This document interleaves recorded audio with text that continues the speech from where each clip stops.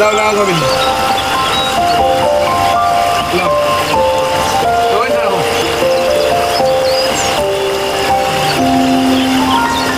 আরে কত সুন্দর গাছ রে, কত দেখার মতো একটা সৌন্দর্যতম গাছ আমার গ্রামের রে, একটা ঐতিহ্য।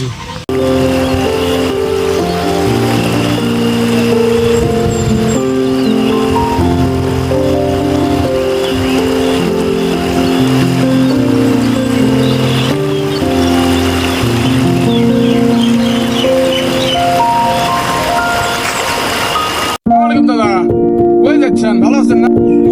ওয়ালাইকুম আসসালাম দাদি।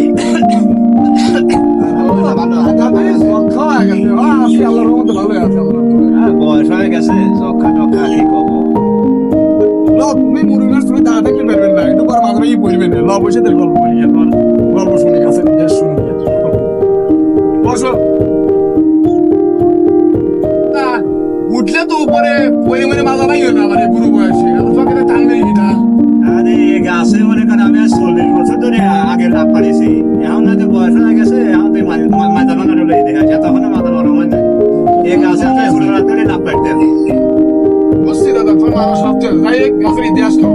এই গাছে এত সুন্দর গাছ, এই সমস্ত এইরকম গাছ, গাছের বয়স কি গাছের ইতিহাস আরো পোলা পানি তোলা মানে আছে, ভালোই আছে।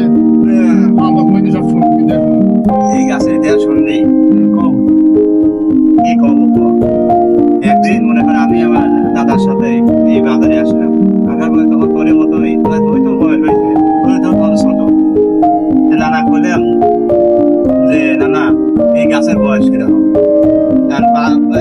আমার নানা উত্তর দিল, তোকে আর কি কব, আমার নানার দাদার কাছ থেকে নাকি শুনেছে যে হলো সেও এই জন্মের সময় এই গাছে এত বড় দেখছে। আর এই তাহলে তার চিন্তা কর যে সেই জন্মের সময় এই গাছে এত বড় দেখলে তার বাপও তাহলে দেখছে। এই আমরা ওই তোরা যেটুকু দেখছিস আমরা ওইটুকুই দেখছি। দাদা গাছের বয়স মেলাই দেখতেছি, গাছের পুরো টুরো তো হয় না, গাছের জেবা ঠ্যাং ম্যাং নেবে ঠিক এরুমি আছে, ওইরকম ছিল আগে আরো এতে সুন্দর ছিল এই গাছে। এখন দেখতেছি আমরা আজকে এখানে বসে পাইতেছি, এই জায়গাটা তখন মাটি ছিল না। এই জায়গাতে ওঠার জন্য মনে করলে সকল এখন একটা সকল জিনিস না বাবা কি এই যুগে আমরা কি সবটা বসে আমার যুগে সকল ছিল যে মই জিনিস মই না, কোথা থেকে কি করে? আরে যে ওই গাছে ওঠার জন্য আগে মই লাগতো, সকল লাগতো, এইটা দিয়ে আমরা এই গাছে উঠছি। এই গাছে কয়েকটা ডাল ছিল, ডাল এখন কাটিয়ে মাটিয়ে ফেলানো হয়েছে। এই ডালের উপরে আমরা শুয়ে থাকছি, রাতের বেলা তখন মনে কর গরম লাগতো, এই গরমের সময় এসে আমরা গাছের উপর শুয়ে থাকছি। মই কি একজনই লেখা আমার কাছে না, 5-7 মিলে দড়িয়ে না ওটা একজনই আনা গেছে, দেখা গেছে আমরা রাতের বেলা 200-400 লোক মনে করে এই গাছের উপর শুয়ে থাকছি।